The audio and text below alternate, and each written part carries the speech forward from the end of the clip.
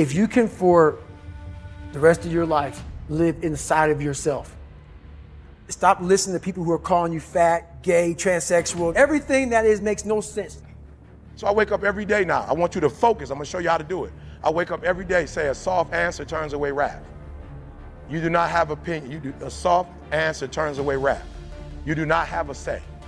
You never get it to the point where it's locked in forever. Every morning you get up and that alarm goes off and you say, do I sleep a little longer or do I get up?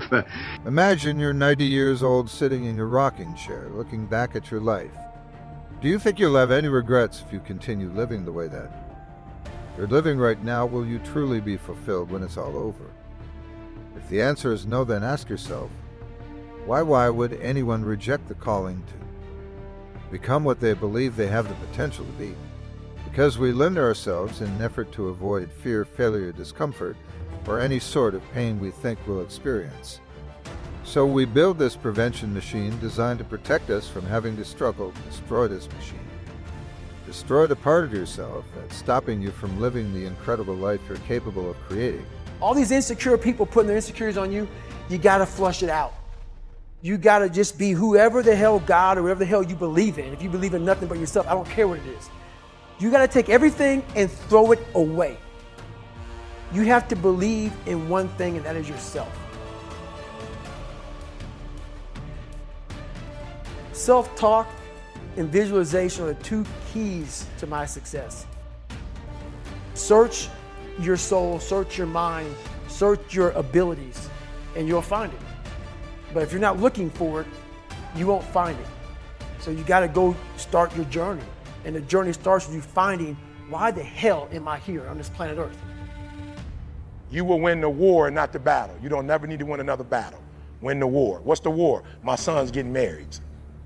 What's the war? Have enough money for, create jobs for my kids. That's the war. What they do with the money, that's their battle. That's not my battle no more. You spend it wisely, that's on you. You blow it, that's on you. Take care of my wife, get her to California. That's the war. The battle is what the house looked like on the inside. That's not my fight. Whatever you want in there, have it. That's up to you. Just if I can get one room where I can put all my football helmets, all the places I spoke, all the paraphernalia, jerseys, signed jersey, I just need one wall, you can have the rest of the house. Why? Because I'd rather for you to have it the way you want it and have a marriage than to have all the rooms look like I have and be by myself.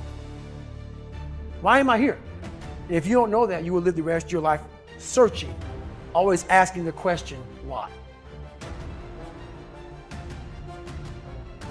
I use the hurt you're trying to put on me, I flip it upside down and use it. You trying to use it for kryptonite? No, it's power pillars for me. I'm using it for strength. I just flip negative into positive, that's all it is. You might be called some Jewish word or some gay word. It's okay. Let them call you that. What are you going to do now? They don't own your life. How are you going to control that now? How are you going to flip it upside down and say, Roger that, now I'm going to harness this shit and you'll read about me years from now? How? That's the question. How are you going to do that? Thicken your skin.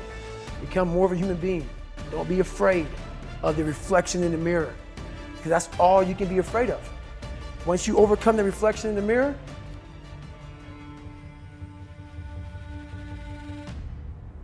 so 3 times a day, you do not, I wake up, I promise, as soon as I get, you do not have a say.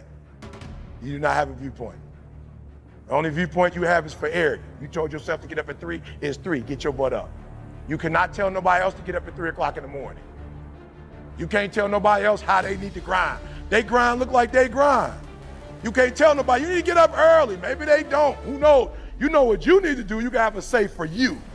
I don't have a say about what my kids do no more. That's up to them. They will deal with the consequences of every decision they make. And guess what? When they head get bust up against the wall, guess who they're gonna come to and that's when I can give my view. When you put your energy and focus on what you don't have, when you put it on fears, when you're doing all the negative, I could still be negative with my wife right now. I took ownership. Like, you know what? Whatever. Like, Feel the pain that is holding you back, feel it making you stronger. And when that voice in your head says, your pursuit is far-fetched, too difficult, too risky, impossible, tell it. That it's okay if you think it can't be done, just don't distract me while I do it. Don't allow the prevention machine to trick you into believing that if you keep it running, then it will be easy. It's not easy to settle for less. You know you're capable of more. To be bored out of your mind, sitting at a desk waiting for the weekend to come, it's not easy to retreat, to ignore the path you know you need to take. That's what I do is I work at home and disconnect my telephone. And so I can work nonstop for 2 or 3 hours. You get an extraordinary amount done. I write and publish 4 or 5 books every year. Most people that I know do not publish with 1 book in 3 to 5 years. I publish with major publishers. And they're good books, and they're 200 and 300-page books, and they're extensively researched, extremely detailed, well-written, beautiful books. They're paid big advances by major publishers. I do 4 a year. You know, how can you produce so many books? People have been trying to get a book done for years. I said, well, I just organize my time, and I block off major chunks. You know, every time you look at a list of things to do, you say, do I start with the most important thing? As they say, do the worst first. Or do I do something that's fun and talk to a friend or make a phone call? You've got to fight this battle every single day, but every time you fight and win, you feel better about yourself. It only takes about 21 days, they say, to develop a new habit. So you can lock in the foundation of the habit simply by practicing self-discipline every single day without exception for 21 days. Now, some years ago, a businessman named Herbert Gray did a long-time study, it was kind of his project, to find out what he called the common denominator of success. What would be the common denominator of success? And he spent 11 years studying the literature, interviewing people, reflecting on it, and he finally wrote a little pamphlet.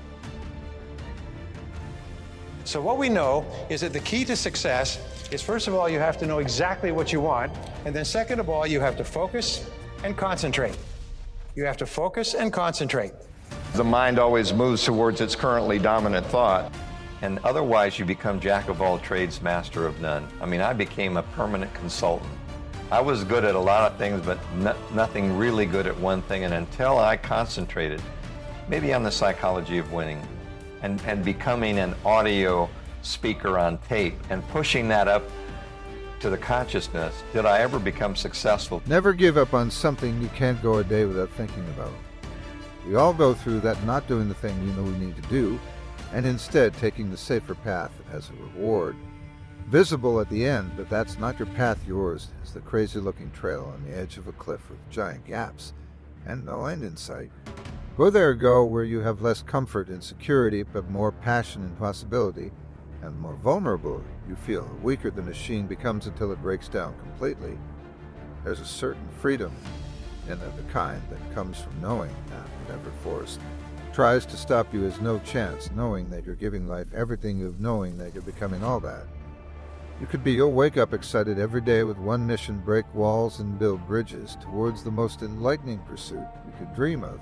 If you can find a team or a coach and a mentor, and you get focused in one area, your expertise grows with that, and you develop focus and discipline around that one thing. People say, well, wait a minute, if you do that, you're just going to be good at that. The great thing about that is when you're successful in one thing, they think you're a success in your whole life, and they give you free tickets when you could afford them. This is what the crazy thing about being really good at something.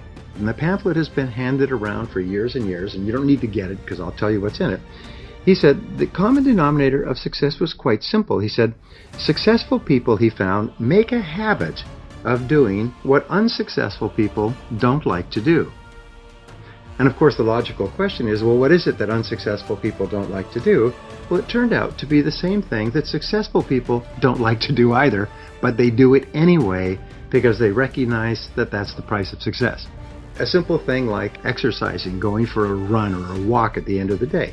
Well, do people like to do this? Do we look forward to exertion and perspiration and sweating and straining and everything else? No, we don't look forward to it, but we do it because we recognize that this is the price of looking and feeling fit, trim, living a long life, taking good care of our bodies, and so on. So remember, the same things that unsuccessful people don't like to do are things you don't like to do either. Aren't you tired of wondering what you're truly capable of? Find out. And when you're 90 years old sitting in your rocking chair, looking back at your life, you'll be proud of the person you've become. When you settle, you ruin the movie yet. You've heard me, your life is a movie. And you are the author, your life is a movie. And you are the director, life is a movie, and you need to edit some scenes out. The pen is in your hand, my friend. And you're writing your very own personal movie, and I believe that good God wins in the end. I believe the good woman wins. In the end, I believe that you will win in the end as long as you don't sell it. When you settle, you ruin the finale. When you settle, you ruin the final scene.